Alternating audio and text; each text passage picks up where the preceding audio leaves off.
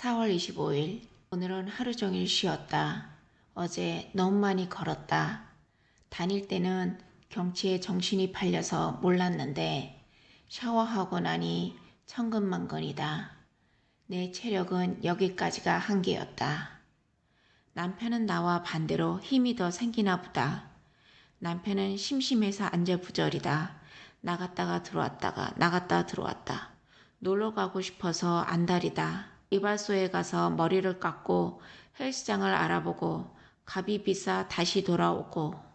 저녁 무렵에 우리 호텔에 새로운 커플이 왔는데 한 70살 정도의 독일 노부부였다. 우리가 마음에 들었는지 얘기를 하고 싶어서 계속 우리를 쳐다본다. 난 이렇게 행복한 독일인들은 처음 봤다. 미소가 활짝이다. 자신의 차로 9주 동안 터키 여행 중이라 했다.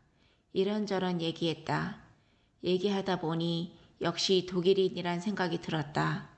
끊고 맺음이 분명했다. 해야 될 행동과 하지 말아야 하는 행동이 분명했다.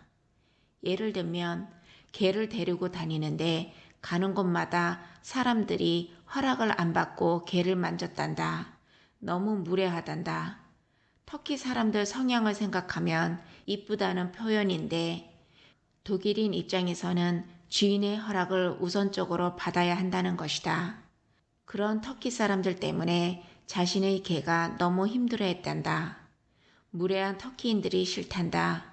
터키인들은 상대방에 대한 예의가 없단다. 우리 입장에서는 양쪽 다 이해된다. 그 독일인은 65세까지 열심히 일했단다. 이제 집 대출을 다 갚고 아이들도 다 성장했고 정부에서 월급의 45% 정도 연금을 받는다고 한다. 독일에서는 특별한 부자 빼놓고는 대부분 생활 수준이 젊었을 때나 늙었을 때나 별로 변화가 없단다. 젊었을 때는 집 대출과 육아로 돈이 나가는 반면 은퇴 후에는 월급의 절반 정도 받더라도 대신 집 대출과 육아가 없으므로 실제 남은 금액은 변화가 별로 없단다. 그 돈으로 여행을 다닌다고. 그리고 상당히 알뜰하다. 싼 나라에서는 호텔에 머물고 영국같이 비싼 곳에서는 캠핑을 하면서 다녔단다. 이스탄불 같은 관광지역에서는 절대 외식을 안 했고 현지인들 마을에서만 옷을 구매하고 외식을 했단다. 아내는 치마를, 남편은 청바지를 갖고 와서 100리라, 120리라 줬다고 자랑했다.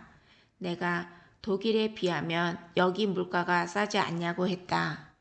그들은 정색하더니 절대 never never 나라끼리 비교해서는 안 된단다. 나라마다 각자 살아가는 방법이 있는 거라고. 여기가 싸니까 유럽의 많은 이들이 여기로 휴양 오지 않냐. 그래서 여기 많은 사람들이 세금도 안 내고 살고 있지 않냐고. 독일에서는 독일의 상황이 있는 것이고 여기는 여기 상황이 있다고. 싸다고 마구잡이로 사는 것은 멍청이들이나 하는 짓이란다. 분명 사고의 선이 분명했고 이성적이다. 이 얘기를 하자 남편은 의견을 달리했다. 좀 있는 나라에서 없는 나라로 오면 좀 써줘야 이 사람들도 먹고 살지 않냐고 했다. 그분은 남편이 뭔가 한참 모른다는 표정이었고 남편은 그분이 좀 매정하다는 표정을 지었다. 독일식과 한국식의 사고다. 4월 26일. 러브밸리와 화이트밸리를 갔다. 우선 입구까지 택시로 갔다. 괴렘의 중심지에서 트레킹 입구까지는 긴 언덕이 이어진다.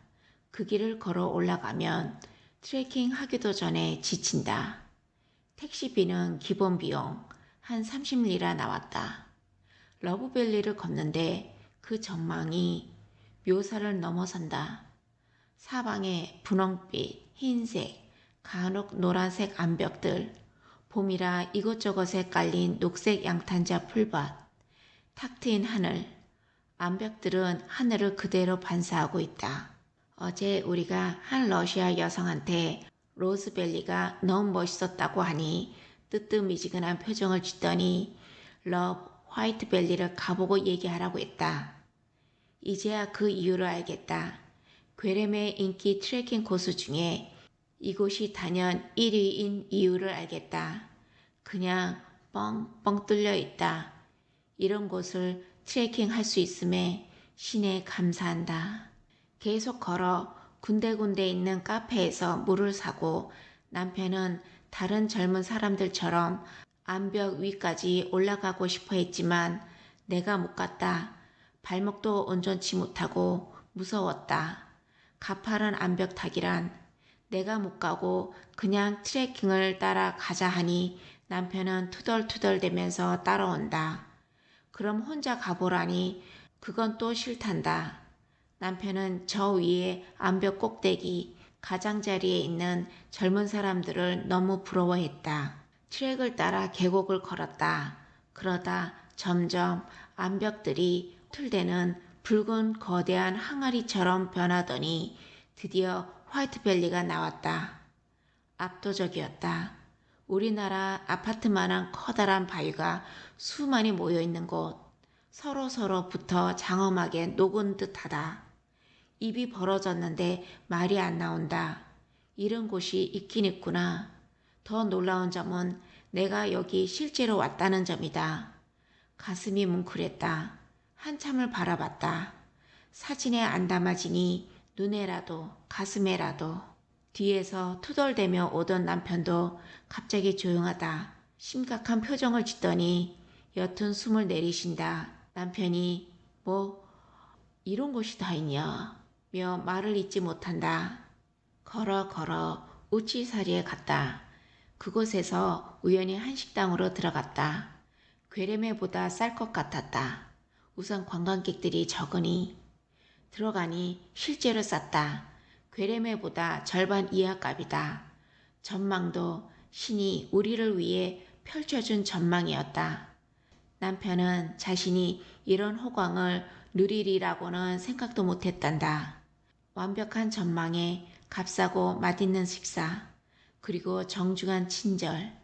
거기서 식사 후 한참을 전망을 즐기고 택시를 불러 집에 왔다. 집에 들어온 우리를 보자 그 독일인 노부부가 어디 갔냐고 물었다. 내가 흥분해서 자랑하자 거기 차로 갈 수 있냐고 물었다.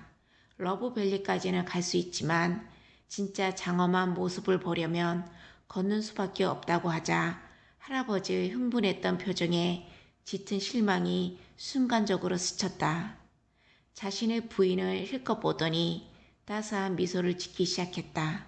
자신들은 차로 갈 수 있는 멋진 곳을 찾을 것이라고. 할아버지는 걸을 수 있지만 발목 부상으로 할머니는 걸을 수 없었다. 할머니를 생각해서 자신의 속상한 마음을 내비치지 않는 것이다. 나는 순간적으로 그 모습을 보면서 할아버지의 배려가 느껴졌다. 얘기하다 할머니가 자신은 남편이 그동안 열심히 일해서 번 돈에 의지하며 다닌다고 했었다. 그러자 할아버지가 허허 웃으면서 당신이 가정을 돌봐준 덕에 번 돈이라며 우린 반반이야 하신 적이 있다. 확실히 선은 분명하지만 상대방에 대한 배려도 확실했다.